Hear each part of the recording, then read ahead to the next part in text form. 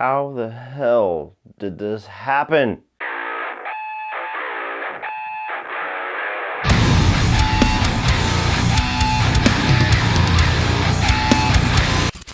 So A Good Day to Die Hard tells the story of John Mcclane venturing to Mother Russia to try to help out his son in a spy mission. What is up, everybody? Welcome to my review slash bitch fest of A Good Day to Die Hard. Die Hard 5, also known in this house as the extra disc that came in the box set that we like to use as a coaster while we watch one of the first 4 films.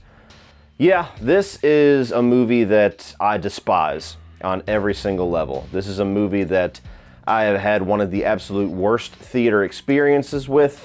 Despite how good the movie is, that always will color it. It's a movie that I had some of the biggest crushing disappointment walking out of the theater with, and for a franchise that I adore, with the first film being my favorite film of all time, A Good Day to Die Hard is one of the most agonizingly terrible sequels to a phenomenal first film. It's a really tall order for me to say that as a slasher fan, as many horrible sequels as we get in pretty much all of those franchises.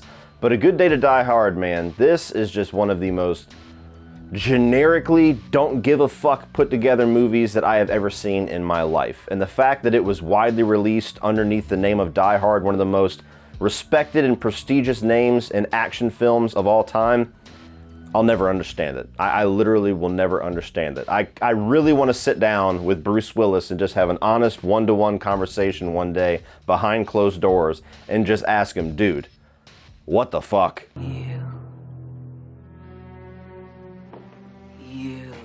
dirty bird. How could you? This franchise was nowhere near a downward slope. It was nowhere near in a bad direction or in a really bad narrative towards this franchise to where it would merit this level of studio fumble. I mean, Live Free or Die Hard, I know some of you guys out there hate the fact that there was a PG-13 cut, which since they have released the unrated cut, but that was, I believe, the most financially successful of all of the movies. I believe it had the highest box office. So, I mean, the brand was strong. What the fuck happened? Hey! It wasn't like this thing had already churned out 2 shitty sequels and they had a direct-to-video sequel and now we get A Good Day to Die Hard. That would at least make sense. The level of quality that we get in the 5th Die Hard film is so fucking far below all 4 of the other films that it is unbelievable. Kind of a funny story to go along with my disappointment with this film. I was a Die Hard fanatic. I had been for years. I loved Live Free or Die Hard, even when it was PG-13. I missed a little bit of the F-bombs, but I still think that was a very tension-filled, kick-ass action flick that felt very much like a Die Hard film. And then eventually, the unrated film was even better. I could not wait for an eventual 5th Die Hard film. And at the time, when this movie was about ready to be released, there was a girl that I was interested in, and she was just one of the most cold-hearted bitches I have ever met in my life, to where you could do anything for this girl. You could take her out to dinner, you could buy her a gift, you could tell her she's awesome, and she just would not give a fuck. She was just a stone-cold serial killer in the making, and maybe she turned out to be one, I don't know. But this movie coincided with the weekend that I decided I had enough of her shit. And I think that the only positive I can give for this movie is that it was such a horrible experience that she took me to the theater to go see this, and it was so bad that I finally saw the light, that it wasn't just the movie, it was her. Everything was terrible. So there you go. A Good Day to Die Hard. I gave you one positive. You should be grateful that you got even that. Now, starting the laundry list of massive problems with this movie, there are very integral pieces to what us fans consider a Die Hard movie to need. First of all, you gotta have Bruce Willis and you gotta have him as the character of John Mcclane. And John McClane's gotta be John Mcclane. He's gotta be badass, he's gotta be that everyday man, he's gotta have that snarky sarcasm, that sense of humor, he's gotta have creative profanity, he's gotta have a lot of brutal hand-to-hand fights, plus shootouts, and all of that is so integral to the character, but is so integral to the movie. That's one. Number 2, almost as important as John Mcclane himself, is that you have to have a phenomenal villain. Now, there have been a couple decent to just good villains in the Die Hard franchise. I'm pretty much looking at Die Hard 2 when I say that, but there's not a bad villain in this entire franchise, and there's a couple of them here that are amongst the best action villains of all time, namely from the original in Hans Gruber. So having a villain that can go with screen presence and go toe-to-toe with Bruce Willis when he is on fire as John McClane, that is another gigantic piece of this puzzle. You have to have brutal, vicious, and very grounded action sequences, which the fourth film kind of lost sight of a little bit in that third act, admittedly. As much as I love that film, I can acknowledge that. And at the end of the day, you have to have some kind of a story here that merits this character coming back in a believable way. For as grounded of a character as John McClane has been for 4 movies now, it has never really jumped the shark with why this guy is involved in yet another terrorist plot. At some point, you think the audience would be like, okay, this is fucking stupid, but I gotta just forgive it and move on with this movie. And for me personally, and I would assume most of us that love this franchise, we had really yet to reach that point. Even in the fourth film, when it has this cyber terrorism plot and he's escorting Justin Long to Washington, D.C. for the FBI and all that, and then just gets wrapped up into this entire thing because Justin Long is wrapped up into this entire thing. Very plausible reason to get John McClane for the 4th time into this huge terrorism plot. All 4 of those things are pretty much the main ingredients to coming up with a great Die Hard film. And A Good Day to Die Hard has none of them. We'll start from the bottom and move our way up. The reasons that John McClane is thrown back into this terrorism plot, fucking ridiculous. Totally contrived, not even 1 ounce of effort given to it whatsoever. Oh, he hears that his son, who also he is estranged from, which we've already been down that road in the 4th film with Lucy McClane, he's in some kind of a terrorism plot, he's in trouble somehow, even though the guy's a fucking spy, he's working with some agency out there, I'm pretty sure he's fine. John McClane decides, I gotta go across the world. I have to go to Russia, I gotta punch a fucking civilian, take a car. What? Do you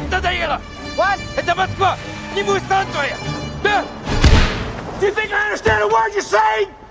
Jesus Christ. Follow my son wrecking over dozens of cars in the middle of a foreign country to try to figure out what's going on with him, just to have 1 line of dialogue with him.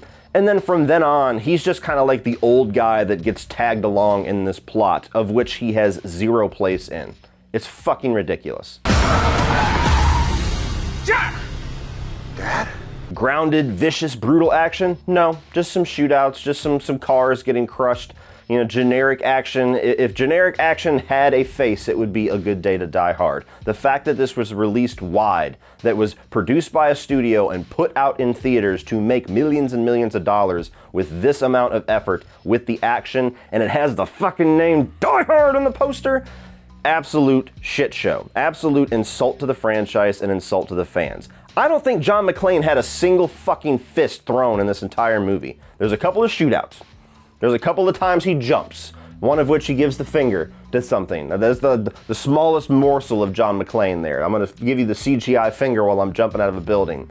The gunplay, generic. We've seen it before. Nothing cool, nothing creative, nothing brutal about it. For as excited as everybody got, they're making another rated R Die Hard movie. This is going to destroy Live Free or Die Hard. Yeah, this is what the fuck you get. This is the perfect example of what people say when they try to tell you fucks on the internet that the rating does not make the movie. Put the action of Live Free or Die Hard against this action any day of the week. Live Free or Die Hard is not only better, it's more brutal, more effective, and more tension-filled. I will argue that with anybody. Villain?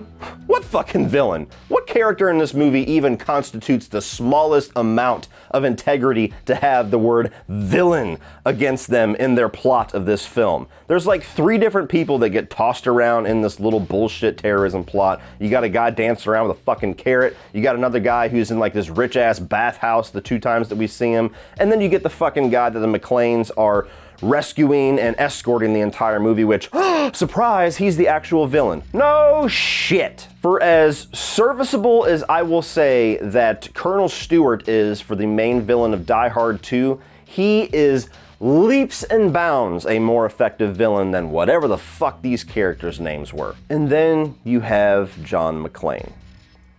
Let me preface this by saying that I love Bruce Willis. Bruce, if you're watching this, and I hope this isn't my first video that you've seen if you are, dude, I love you. You're one of my favorite actors of all time. You gave me one of my favorite characters of all time. You gave me my favorite movie of all time. And there is multitudes of other movies that you have done in your career that I adore. How the fuck did you let this happen? How the fuck did you let this be a Die Hard movie? And how the fuck did you let this be your performance in a Die Hard movie? There is nothing about this character in this movie that is John McClane. It is literally just Bruce Willis. It is just as generic and as not give a fuck as you can get a mainstream Bruce Willis performance to be and throw a gun in his hand. Nothing about the character of John McClane that we know and love is in this fifth movie. That grounded cop that, really cares about people and is trying to preserve life and will go to the ends of the earth to try to save innocents. That's out of here, because the first fucking thing he does in Russia is just start driving over vehicles, regardless if there's kids, women, babies, anything inside of those fucking things. You have the attitude, the snarkiness, the quips, that back and forth attitude and tug and pull that he gives with the villains to make the villains just fucking infuriated. That's gone. You get none of that in this movie. And even the side of Bruce Willis as John McClane that is the easiest to be, which is just being a genuine, grounded human being that is put into this larger-than-life situation that we all love because he's just an everyman. He's an everyman that has rose to the occasion multiple times and saved countless numbers of people. This movie, the guy's a fucking idiot. The guy is a moron. He literally seems like this dimension-filled old man that follows his son into this terrorist plot, potentially kills so many people because he just wants something to do on his fucking vacation, and all of the plot and the dialogue and any kind of a somewhat character development we get with him in this movie is this tired-ass trope of angry son who's mad at his estranged father, which we already explored to much better quality in the fourth film. You get Courtney in here, and as soon as McClane shows up, it's just like, yeah, fuck you, Dad. I'm tired of this. Get out of here, McClane. You're gonna fuck this up, McClane. And it's that for like an hour and 20 minutes before they just miraculously decide to make up and take out these bad guys that we don't give a shit about. This movie is so foreign to what a Die Hard movie is. You could literally retitle this movie and overdub every single time somebody says the word McClane to fucking Smith, and this would fit right in line with the 4 dozen other red box action movies that we get from Bruce Willis over the past 10 years. It is that generic, it is that lifeless, and it is that much not a Die Hard film. And it just marvels me how the studio and how Bruce Willis allowed this to come. I mean, obviously Bruce Willis has reached the point of no return as far as just not giving a fuck about quality and not giving a fuck about his reputation as an actor or what his fans would like to see. He just kind of does it for the paycheck nowadays. And maybe there's more to it, maybe there's reasons why, maybe there's something that we don't know about the situation, and I kind of hope that there is, but just as a fan, it's been painful to watch Bruce Willis's career since about the time this movie came out, really. Aside from Split and Glass, since about the time this movie came out, I haven't seen anything of quality out of this guy. Try not to make an even bigger mess of things. And how he and the studio allowed the director of Max Payne, one of the worst video game adaptations of all time, that just destroys the source material. And it's a very simple fucking source material to destroy as well. The guy that brought us Behind Enemy Lines, you know, that movie that gave Owen Wilson that huge action career? And then the writer of X-Men Origins Wolverine. You get that creative team together and say, here is one of the biggest and most prestigious and beloved action franchises of all time. Have fun, boys. What the fuck did you think was gonna happen? Who did this to us? They are so lazy with the story, the script, the editing, the movie making process as a whole. There is actual sequences that have recycled dialogue from Live Free or Die Hard. They shot an entire movie off of a script that they wrote and still had to take things from previous Die Hard movies just to make this thing functional. That's your best shot! That's your best shot! Let's talk about the other elephant in the room as well. Like I've said twice now, the whole Estranged from My Child storyline has already been done, so the fact that they did it again immediately after that movie is just tired in and of itself. But you cast Jai Courtney. Now, Jai Courtney, I'll be honest, he might be the coolest guy in the world. He might be the nicest guy in the world. I've never met him. But I have only ever liked this guy's acting in The Suicide Squad. It's not to say that maybe he doesn't have an amazing performance in him. It's not to say that I haven't seen a movie that he's done where he's amazing in. But there was like a 2-3 year period there where Hollywood was just churning this guy out left and right. And his chemistry with Bruce Willis is non-existent. Non-existent. Nobody's gonna die today.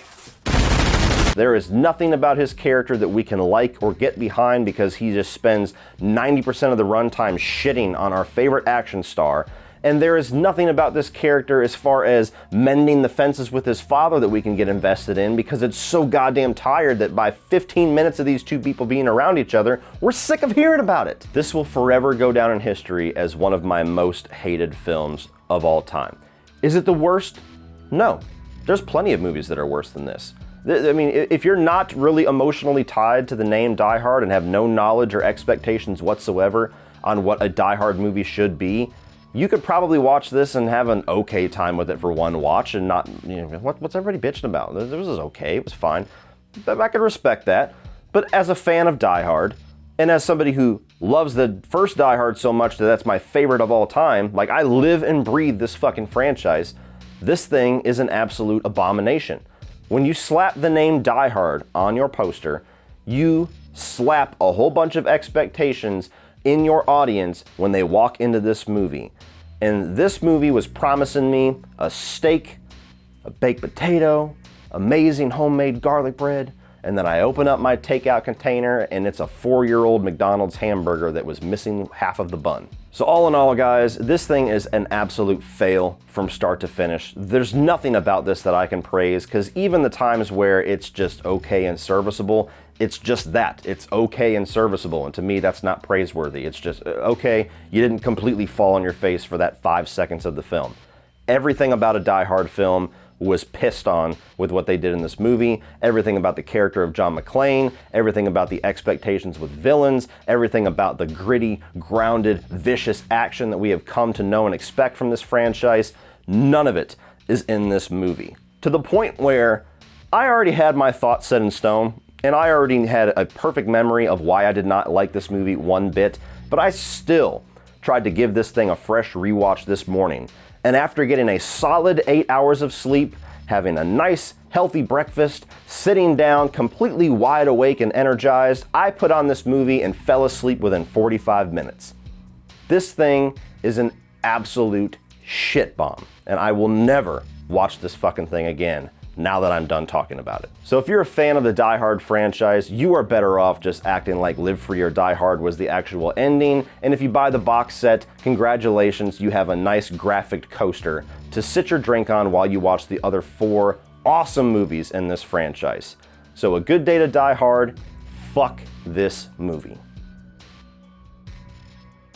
So what do you guys think of A Good Day to Die Hard? Are you somebody that actually defends this? Is this one of your favorite Die Hard movies? Is this a film that maybe you saw and weren't a huge fan or didn't have much knowledge of the franchise and you think it's actually pretty solid? Or are you like me and every time somebody mentions it you go, what? There was a 5th Die Hard movie? You don't say. Let me know down below what your guys' thoughts are. Thank you so much for watching. Please like and share this video and hit that subscribe button so you do not miss tomorrow when we are going to rank all 5 of the Die Hard movies. Guess which placement this movie is going to get. And then the next day, on Wednesday, we're going to rank all of the Die Hard villains. So if you're a fan of this franchise, thank you for sticking it out with me for these 5 movies. I've enjoyed talking about them, but stick around so that you can check out those last 2 Die Hard rankings before we wrap this thing up and get into all of the stuff I have planned for the month of February. So thank you guys for watching one more time. And as always, remember, opinions are like assholes, but that doesn't mean that you have to be.